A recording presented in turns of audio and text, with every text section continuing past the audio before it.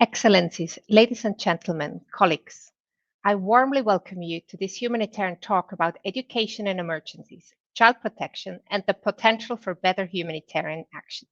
Let us begin. This is one of the talks convened during the European Humanitarian Forum entitled Shaping the Future of Humanitarian Action. My name is Petra Heuser, and I'm the coordinator of the Geneva Global Hub for Education in Emergencies. Our members organized this talk to highlight recent work by the Global Education Cluster, the Child Protection Area of Responsibility, the Interagency Network for Education in Emergencies, INE, and the Alliance for Child Protection in Humanitarian Action. And above all, of course, the work of our colleagues at field level. Please note that this event is being recorded and that you can make questions via the Slido. A little banner in yellow at the bottom will explain you how to do so. Let me now hand over to Ambassador Felix Baumann, Deputy Permanent Representative from the Permanent Mission of Switzerland to the UN here in Geneva, for the welcome remarks. Thank you. Thank you so much, Petra. Excellencies, ladies and gentlemen, dear participants, it's a real pleasure for me to be with you today for this discussion on education in emergencies and child protection within the framework of the European Humanitarian Forum, a discussion which is particularly timely and relevant given the current international context. The situation in Ukraine has plunged the entire school-aged population into crisis, affecting 5.7 million children and young people. In Ukraine, as in other places, we see the devastating impact of conflict on children and young people. We see children's education disrupted with a heightened risk of dropping out altogether. We see children exposed to insecurity and trauma, and this directly affects their learning, their safety, and their well-being. These are cross-cutting challenges. We must address them with cross-cutting action. Indeed, collaboration between education in emergencies and child protection is critical, both in terms of programming and coordination. Cross-sectoral and coherent solutions are needed now more than ever to respond to the growing challenge of ensuring the continuity of education in crisis situations.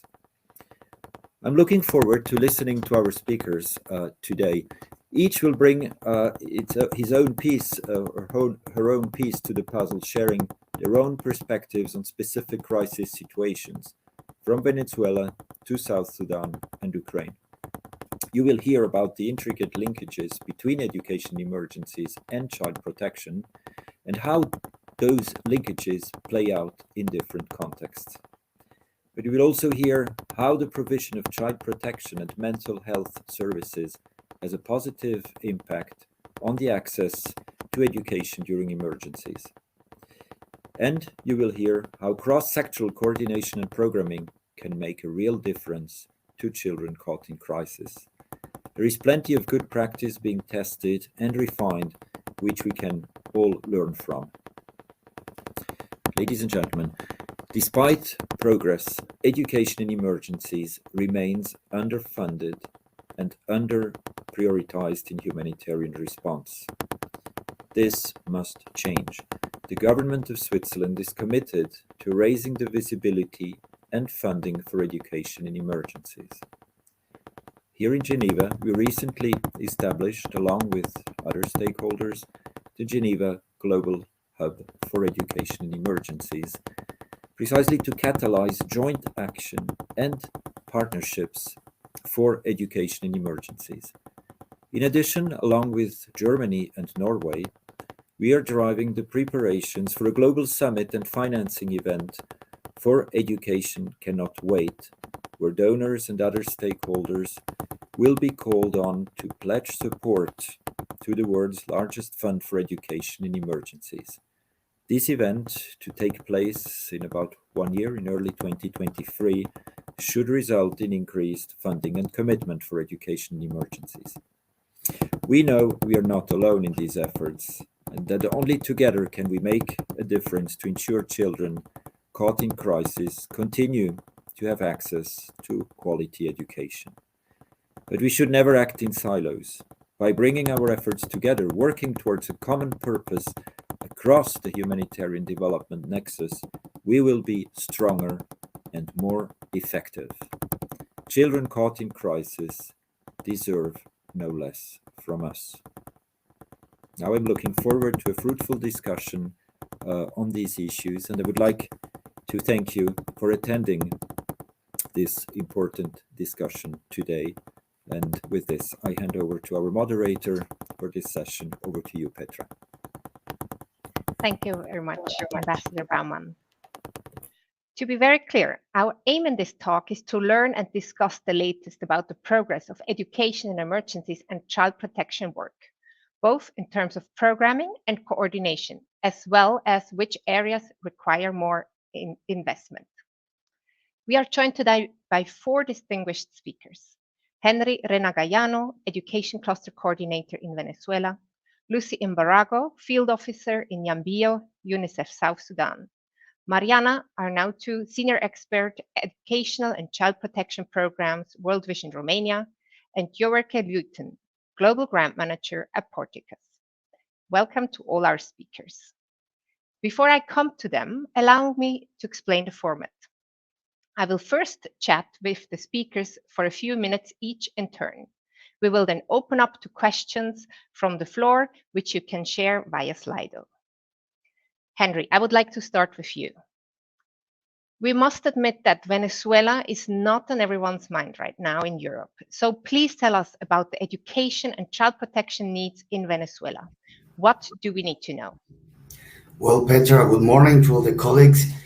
Imagine a country of 32 million people, and in the last decade, around 6 million people have migrated, maybe the biggest influx in the modern history of Latin America. Why? 10,000% of inflation, politicization, hate speech, local violence, the expansion of the legal and non-formal economy, and due to international economic sanctions, the government today is working only with the 1% out of the total of the national resources.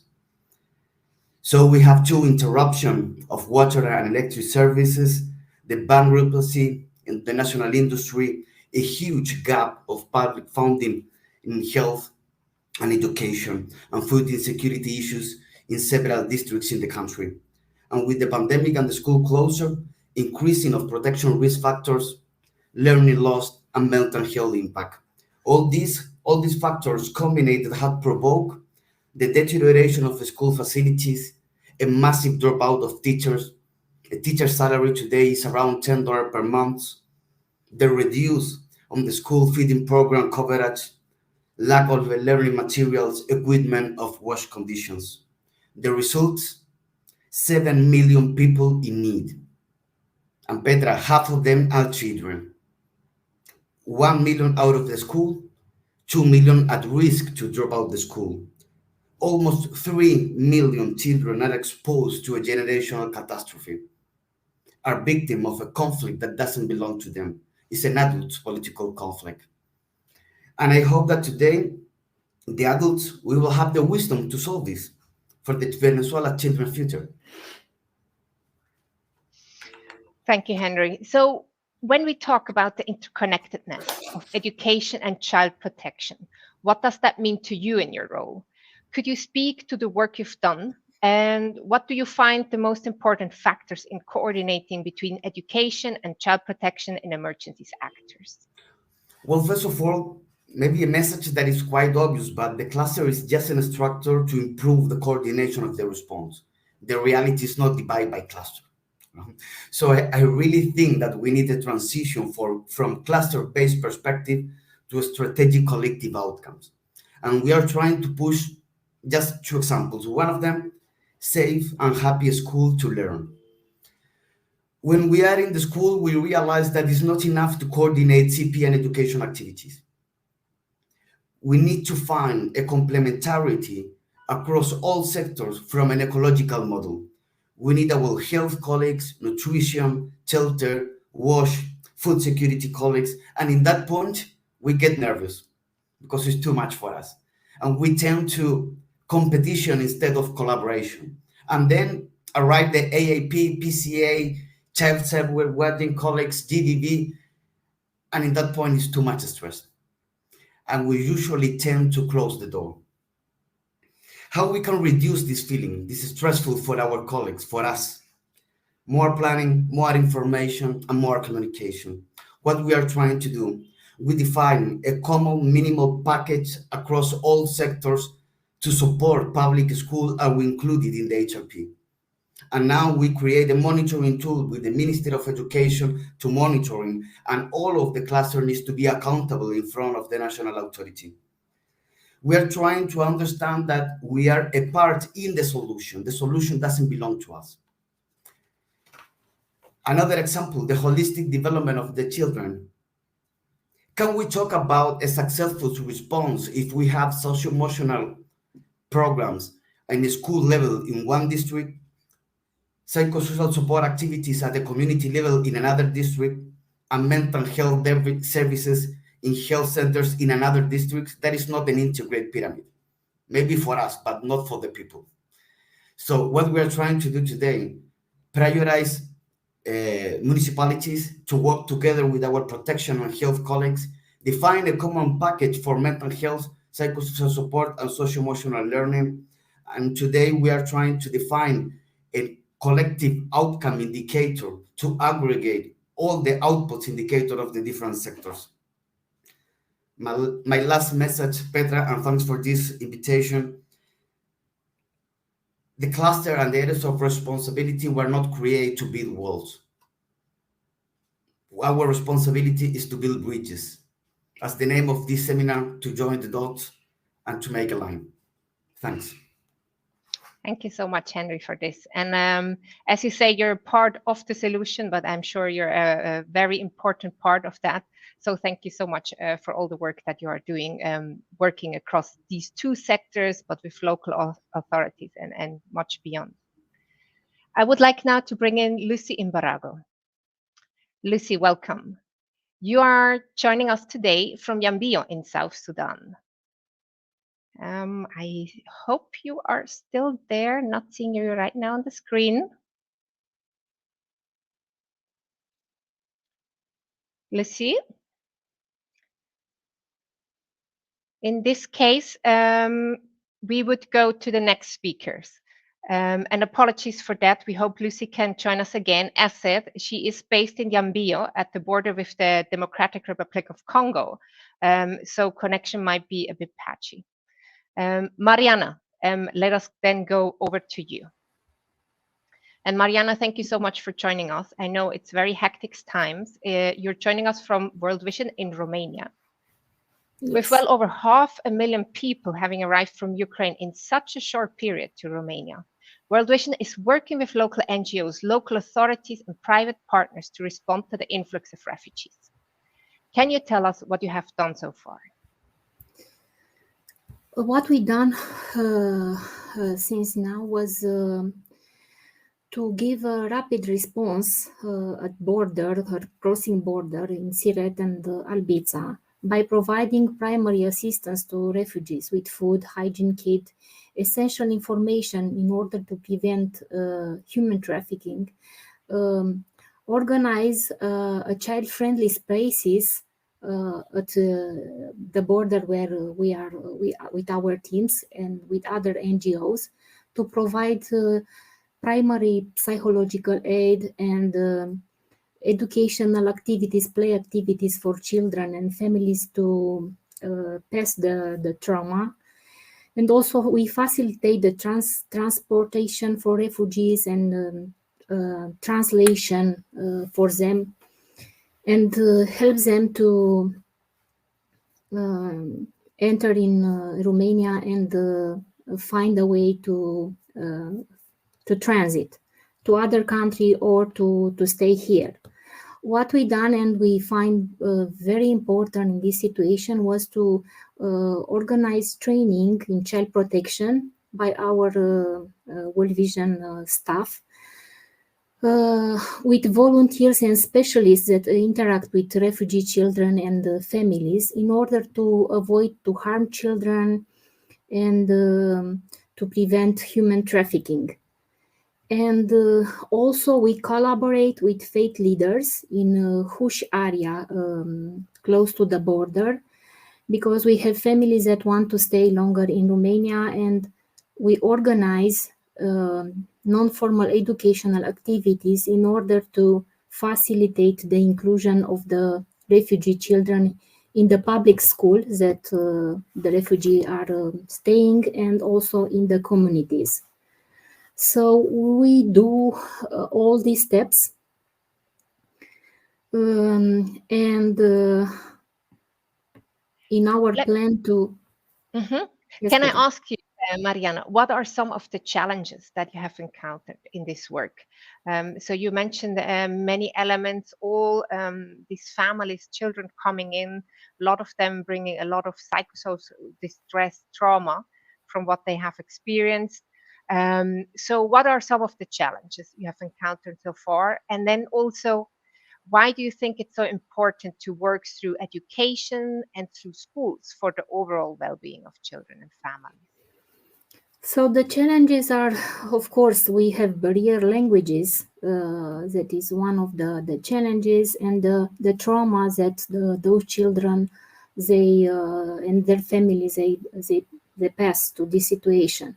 So also other challenges that we want to prevent are the discrimination, for example, that those children could be exposed, because, as you know, also Romania is a vulnerable country, has his issue, and we need also to work very carefully together, and also have we have also some challenges at the legislation, and we need to advocate at national level to change the legislation in a way that promote the inclusion of all children, and also to work in partnership, to have a strong partnership with civil society and the government, in order to also provide resources, enough resources at local level to facilitate the inclusion of all children in the education process, and put the resources, all the resources necessary for children to be included. What we also found that is important is to have a process of adaptation of refugee children before to go in the public school. You know, like through non-formal education program, and to include them in the community and in the school. Mm-hmm. Why do you think, Mariana, that it is so important to work through the schools? Yes, it's important, Petra, because the schools, you know, as adults, we have a job, and is our, let's say, our having a job, being institution, is your safe environment to work and to have a well-being, surviving, and have the protection. So for the child, the school, the kindergarten, it is the safe environment and the structured environment that the child need to be protected now, is because actually the school now has this mission to protect the refugee children from human trafficking, from other abuse and neglections that could appear. So it's important to provide safe schools for refugee children and for all children that are included in this school. And we think that non-formal education activities and teacher trainings are very important, and also to work on non-discrimination activities at the school and community level, so to prevent some possible, let's say, situation of positive discrimination. And you have also worked a lot with local authorities in these efforts. Could you maybe highlight to us one of the best examples so far, or how Yes. is it going? Yeah. So, for example, in Iași, we are part of the National Federation of Social Services, and the local authority, the local mayor of Iași, provide a generous space for not for only for World Vision Romania, for the Federation of NGOs that provide services, and is like a hub of services where World Vision has this part to provide a non-formal education for refugees children. Also, they have access to social, other kind of social services, for example, for children with disabilities, for other social assistance services that refugees, or job counseling that for the refugees that want to stay in Iași, in order to facilitate the inclusion of the families with children or other young people or old people, depends of the profile of the refugees. So we work in partnership that is very important, because only one NGO doesn't have all the resources to cover and the needs of the refugees. So what I want to say, that also providing these non-formal education activities, we prepare also the children and the parents to be included and be connected with the public education system that we have in Romania. And also we plan to have educational center where we will prepare the refugee children. Those educational centers that will be placed close to the public education schools. And also we last week we discussed about, for example, in Bucharest, where we expect hundred of refugees that come in the railway, to have more daycare center, for example, because there are a lot of mothers with babies and preschool children that they will need to be helped. Yeah. And children and do not have time to wait. So we need to be very rapid in this response, regarding also to create this education center and facilities for them. Thank you so much, Mariana. Yes, a very important plea, as you say, the children, they cannot wait. And as you highlight, education, informal education is such an important entry point to address many needs, be it psychosocial needs, to address child protection needs, and then how they can transition as quickly as possible, also considering language challenges to national schools. So thank you very much, Mariana. Colleagues Petra? online, they can still Yes. Just make okay. questions on Slido. So we might be coming back to you, Mariana, but I think we need to move on just because it's a very short discussion. And I hope to come back to you. Lucy is now online, and I hope the connection is working well enough. Hi, Lucy. There you are. So let us take advantage of this connection window. And we wanted to hear from you, Lucy. You are based in Yambio, in South Sudan. So can you tell us about the humanitarian situation there? And how does it affect the education and the protection of children and young people? What do we need to know? Thank you. South Sudan, like other countries, has been hit by several crises like conflict, flood, hunger, malnutrition, among others. Today, I will speak precisely on the effect of Tambra conflict on children. Tambra is one of the counties of Western Equatoria State in South Sudan. In the last 10 months, the conflict in Tambra has forced over 20,000 children from 42 schools to flee the county to 4 neighboring counties. UNICEF South Sudan emergency specialist, that is EMATAC, was in Tambra to see this rising situation firsthand as thousands of women and children moved from Tambra to Ezo, Najero, and Yambio for safety.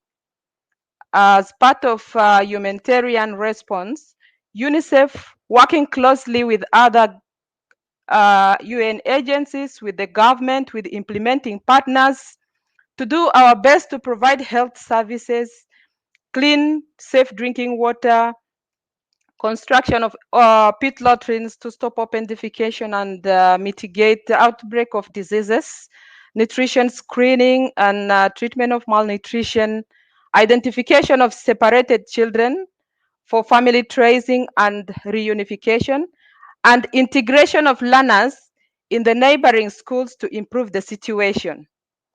This unfavorably affect the education and protection of children and the young people in the ways. With the current inadequate access to education in South Sudan, the most at-risk children face challenges and mostly related to mental health, child marriage, being forced into labor just to support themselves and to support their parents and families. And children integrated in neighboring schools learn with fear of the unknown. They have trauma, they have anxiety. And the absence of systematic child protection services in schools and communities to address the identification, the psychotherapy, and referral of children with mental health psychosocial issues. Aggressive behaviors at school and in the community is impacting on learning, on safety and well-being of children. Violent classroom and lack of positive disciplines in schools destroy children's safety and ability to learn and grow. Even released children associated with armed forces and armed groups lack alternative education, vocational training, and life skill development intercessions, forcing them to return to armed groups or form gang groups, resulting into increased criminality activities. Limited funds to expand the reach and response for children in need of protection and education is cross-cutting and is a major challenge. We try to help them as they make this very difficult journey to ensure children are safe, which is not always an easy thing to determine, but we are working hard to do that. Thank you, Lucy. We really explained well how education and mental health and child protection are so closely linked with each other. So could you tell us a little bit more how you're trying to address these needs? And then also in which areas do we need to make further investments to really be successful and to address the traumas, the dropout of schools, and all these risks that you mentioned? Thank you. Education and child protection are intrinsically linked and work with the same target of beneficiaries. It is easier to see them holistically as children safe in and around the school, protecting their mental health rather than parts of separate interventions. UNICEF's deliberate effort to integrate child protection, especially the mental health psychosocial support in education programming, will help to detect, to respond, to prevent, to provide referral pathways and building level of community resilience. It's about making learning space more predictable, responsive, and safer for school children, for teachers, for parents, and the entire community. Integration in programming is essential in maximizing the quality and coverage of responses while reducing duplication in efforts. Further needed interventions are financial investment to expand the services in line with the needs of the children, strengthening the coordination capacities of government at national and subnational level, generation of evidence on the scale of needs, and what has so far been done, including what lessons are important for minor or major course realignments. At school, efforts to address violence against all children in and around the schools, where education works directly with schools, child protection works directly with schools and communities to build sustainable child protection structures. Building capacity of teachers and parents to detect and respond appropriately to mental health and psychosocial issues among students and teachers. Working strategically through student groups or clubs and linking them to child and youth-friendly spaces in the community. We don't need to work in a vacuum, therefore, influencing and seeking the collaboration of other traditional support mechanisms like the traditional leaders, the faith groups, the mothers clubs is very inevitable for us to build the coordination to support children. Mutually building the capacities of UNICEF implementing partners. That is to say, child protection equips implementing partners in education with psychosocial support skills, and education reinforces peace building skills in child protection. It is essential, therefore, that children are afforded the resources they need to protect themselves from these threats. And the best way to do so is to ensure this is closely integrated into contextually appropriate, safe, quality educational programs. Children don't need, I believe that children don't need a perfect teacher. They need a happy teacher who is going to make them excited to go to school and make their love for school grow. And a good teacher can change everything. That is so true. Thank you so much, Lucy, for outlining what is happening right now in your region and all the important work you're doing. Thanks a lot, and also happy to come back to you afterwards with any questions that might be coming up. So we would then now go over to Dioverke Luton from Porticus. So Dioverke, now we have heard from the three colleagues working directly on programs in countries that are affected by refugee crisis, internal displacement, insecurity, conflict. So as an actor working in philanthropy, why do you think that cross-sector collaboration between education in emergencies and child protection is so critical? So first of all, Petra, thank you. Thank you for having us. So yeah, for Porticus, we really strongly believe in a whole child development approach, meaning that socio-emotional, physical, creative, and cognitive development, they're all intertwined and equally important. So, looking at the delivery of humanitarian services, it's important that the holistic needs of children are the primary point of departure and not necessarily the humanitarian architecture. So child protection and education actors, they work in the same communities. They serve the same children with overlapping needs. And education emergencies responses, they cannot ignore protection and well-being. While also child-friendly spaces, for example, cannot ignore learning. And we believe that by bringing these sectors together, we can serve the holistic needs of children and promote their well-being. And there's also two other things, of course. I mean, there's a double gain, right? Education is protective. I think that's really well outlined also by the previous speakers. And protection also directly contributes to academic and social and emotional outcomes. So by integrating child protection and education, we can create, a reinforcing cycle that can reduce the vulnerability of children in emergencies. And then there's a point about duplication as well. I mean, often child protection and education in emergency practitioners, they work in parallel, and by more cross-sectoral collaboration, we can improve the delivery of resources and maybe also cost savings. Yeah, thank you so much for that. So when looking at all of these areas, where do you think further investment is needed?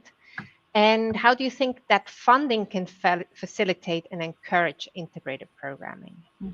Yeah, very good question. I think what was already raised by some of the previous speakers as well is that education in emergencies and child protection, that they're some of the most underfunded humanitarian responses, that often need to compete with other sectors that are considered more life-saving, so to say. So I think that's really an important point, to keep in mind.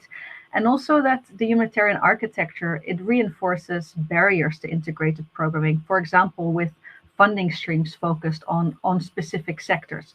So that is why I believe there's an important role for funders to, not having sector-specific funding streams, and also ensuring that there's adequate funding for integrated programming. I think second of all, also, in guidance documents, to really stress the importance of quality integrated programming. And then third of all, also recognizing that the way the humanitarian architecture has been developing over a long time, I mean, removing these silos, it will take a long time. So it's important for humanitarian for donors, to really have a longer term commitment, because it will take time to improve collaboration.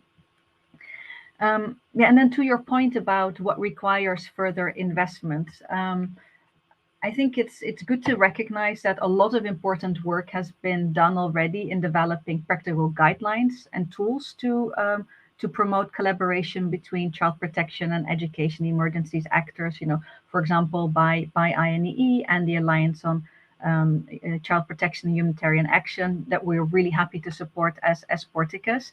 But it's really important now also to build more evidence, especially in crisis settings, that really look at the impact of this integrated programming on child well-being and on learning outcomes, as well as on also effectiveness and efficiency. And then another point related to early childhood development in emergencies. I think many of us have seen the picture of this train station. I think it was in Poland, with these strollers that were waiting for mothers to arrive. And I think it was also mentioned by the colleague from World Vision in Romania.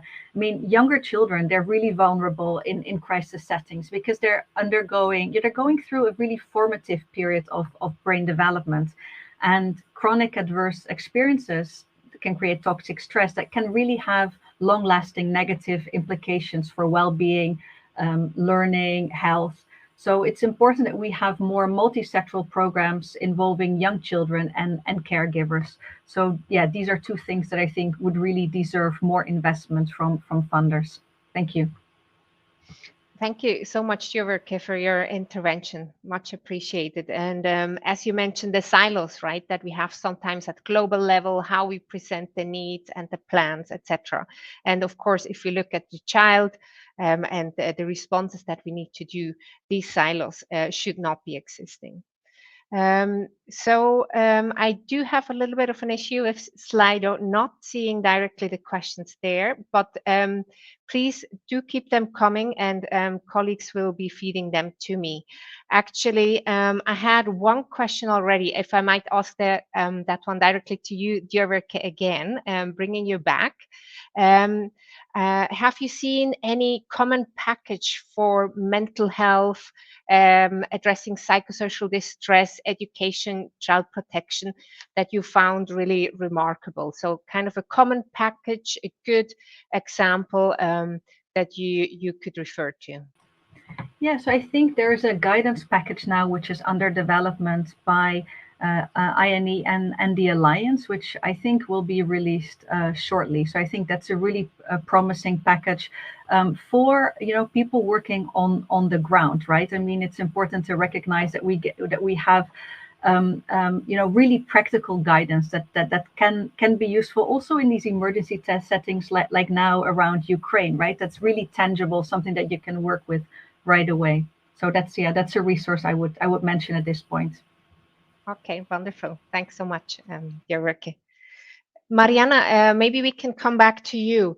We had this mentioning of early childhood development by Djurverke, which is a very important component, of course, as well, where child protection and education in emergencies interlink. And we also heard from Lucy in South Sudan about the violence in school and the prevention of such violence. Is that something that the actors on the ground in Romania are also thinking about? And if so, how are you addressing this? Yes, of course, there are the same problems also here, and as I say, it's important to provide these facilities as daycare centers for children and mothers to provide them support.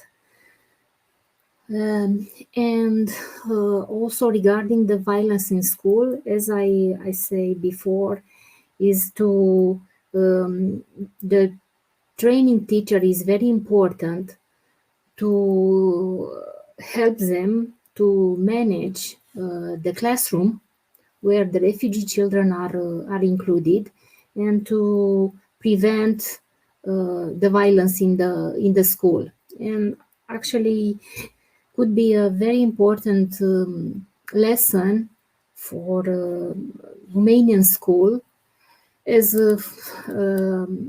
as you see our response at the border. Romanian people are very supportive for the refugee.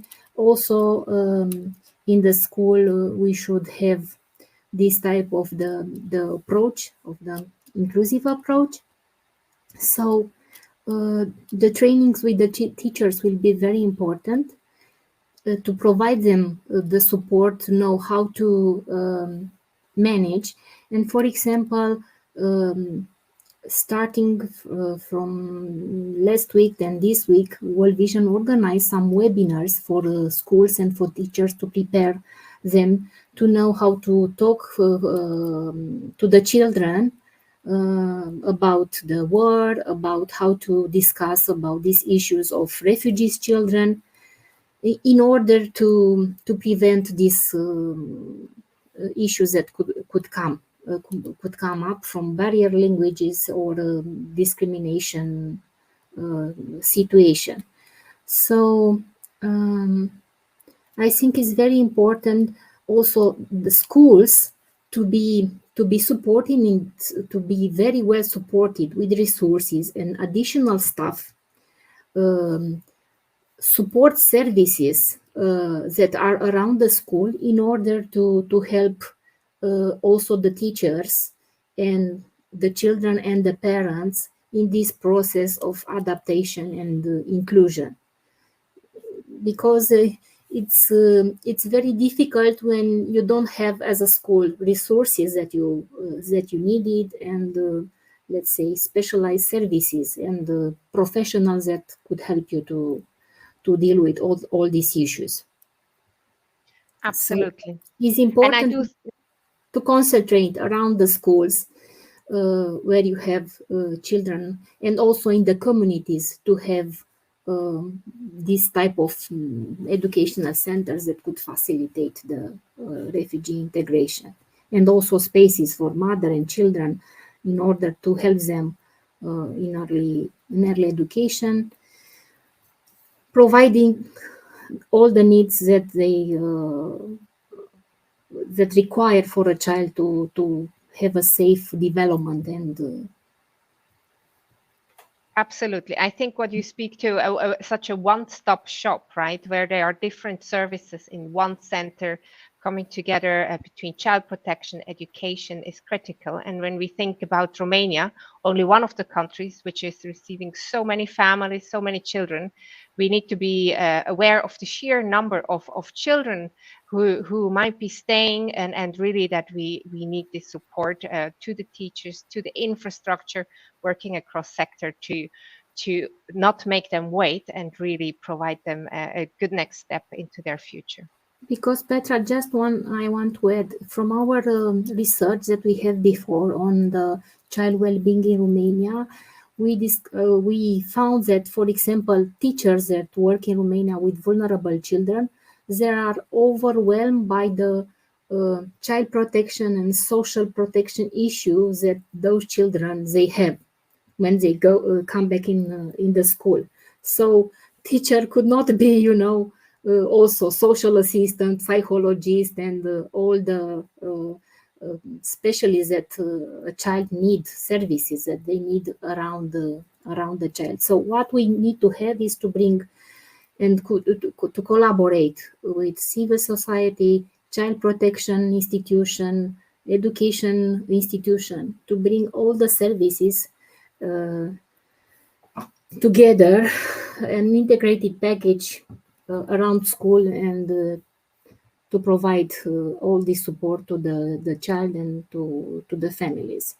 So what World Vision Romania will done in Romania is also to collaborate with UNICEF Romania on the approach on, we have an approach on package of services integrated.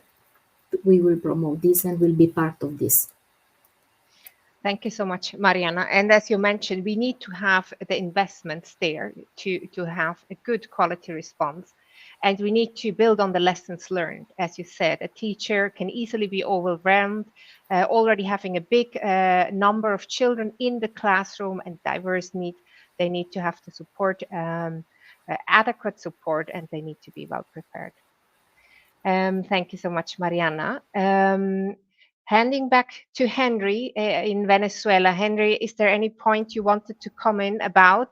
I think definitely also the prevention of violence in schools and around school might the point that you're working closely on with colleagues. Would that be something you could speak to? And maybe also in terms of early childhood development, what is your experience in this area? Yes, Petra. Maybe I just want to underline that I'm completely agree that in the context of funding constraint and also more complexity in the type of crisis where we have a combination of socio-natural disaster, poverty, human mobility, fragile environments, we need to work together. So we need to move from the dichotomy to complementarity and integrate programming through schools. I also want to underline that we need to make real this ecological model to build safe place for lifelong and life-wide learning. I think that it's learning, we need to move maybe a transition from basic education to quality of learning. And it's not just about literacy and numeracy. It's about culture of peace. It's about education for sustainable development, education for global citizenship.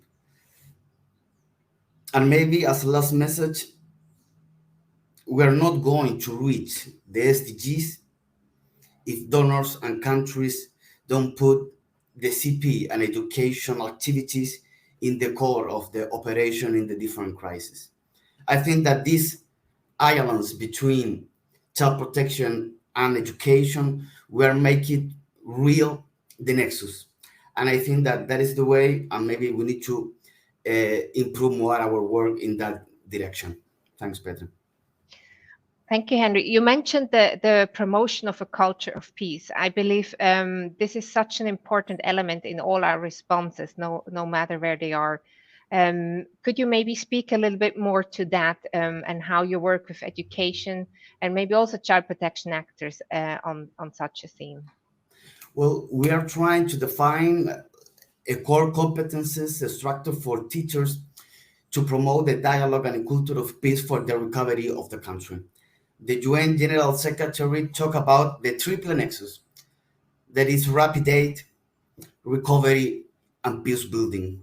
And I think that sometimes we forget the third one. And it's our role that in each activity that we are developing with children, we are promoting the dialogue, a culture of peace, intercultural perspective and understanding, and learn to live together.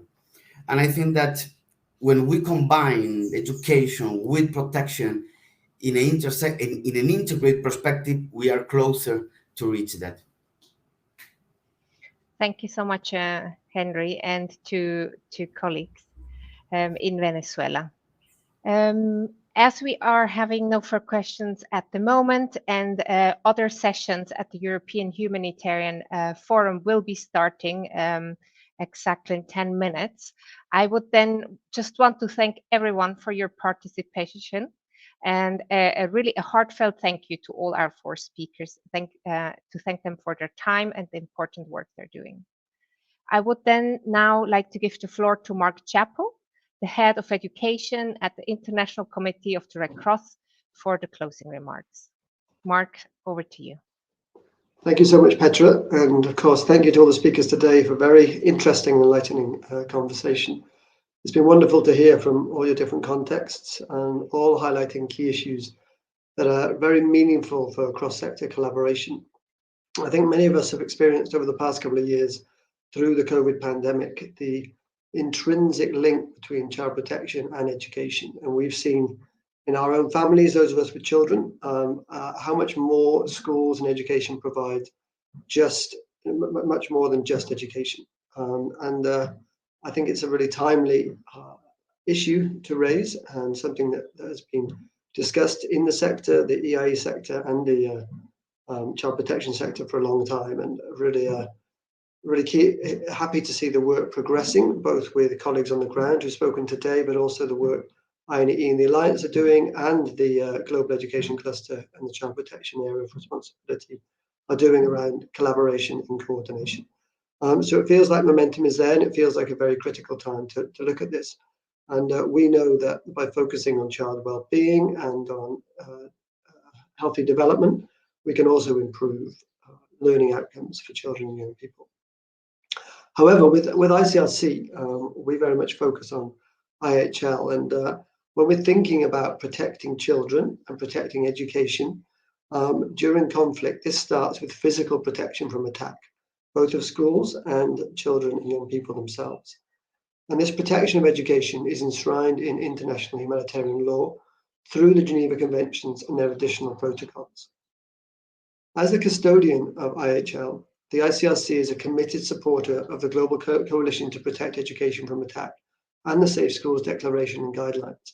And we encourage states to adopt the Safe School Declaration and implement it in their territories.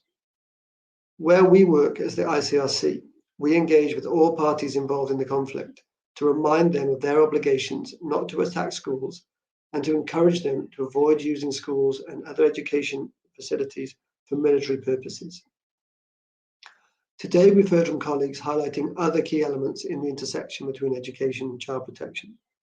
And some critical ones are the focus on coordination and collaboration, which are critical to realizing joint and integrated programming on the ground with truly collective outcomes. I really like that emphasis on collective outcomes there. Mental health and psychosocial support. This has historically been a key area where practitioners from both sectors can help support child well-being and can learn from each other to really collaborate to give a holistic support to children and young people affected by crisis. And looking at multi-sector collaboration, even beyond child protection, education, emergencies. So also looking at health and nutrition and shelter, and thinking with a child-focused lens in all this response really highlights how by fully integrating response, we can address all the needs of child holistically. And of course, it was good to hear from Porticus, always a champion of a focus on joint and integrated programming, because we know that if donors are prioritizing cross-sector collaboration, this helps drive the idea forward and encourages implementing agencies to change their ways of working and keep a focus on child welfare.